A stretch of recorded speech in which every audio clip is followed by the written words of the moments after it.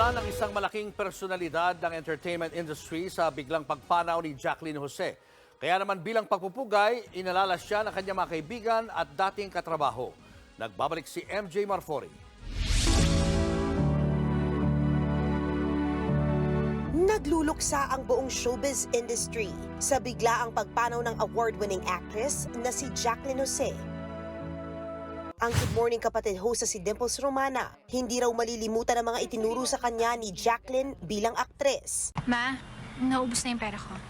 Nakatrabaho niya si Jacqueline sa 2001 film na Minsan May Isang Puso. I remember in one of the scenes, siguro nakikita niya namumutla na ako. Naalala ko, nilapitan niya ako, tapos binulungan niya ako. Sabi niya, anak, sa'yo tong eksenang to. Ganun ka-generous yung heart niya as an actress. Nakakagulat yung balita, nakakalungkot. But at the same time, we celebrate the life that she has given to her children, to her family, but also to this industry. Napakalaking kawalan sa atin na wala na tayong Jacqueline Jose. Nag-post din si Dimples sa kanyang Instagram para alalahanin ang veteranang aktres. Nag-react naman dyan ang anak ni Jacqueline na si Andy Eigenman at sinabing mahal niya ang kanyang ate Dimples. Si Jake Ejercito na ama ng apo ni Jacqueline, nag-share ng larawan ng aktres habang buhat si baby Ellie na may caption na broken heart emoji.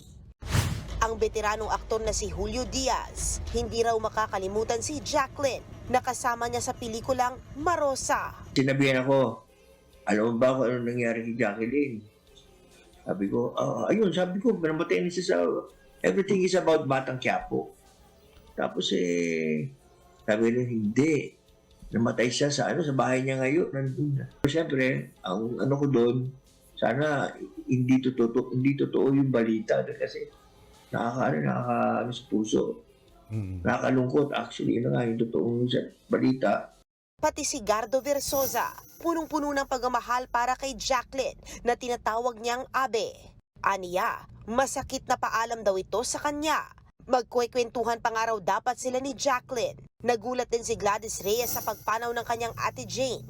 Gayunman, nagpapasalamat siya sa tips at pagiging ate sa kanya ni Jacqueline.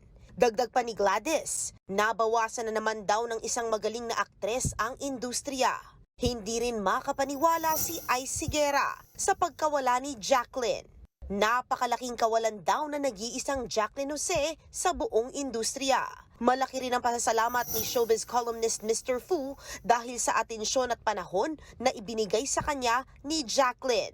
Nakikiramay siya sa mga naiwang mahal sa buhay ng aktres. Nagbabalita mula sa Frontline, MJ Marfori, News 5. Mga kapatid, Julius Babaw po. Iba na ang may alam at may pakialam sa panahon ngayon. Para sa Frontline ng mga balita, mag-follow at mag-subscribe sa social media pages ng News 5.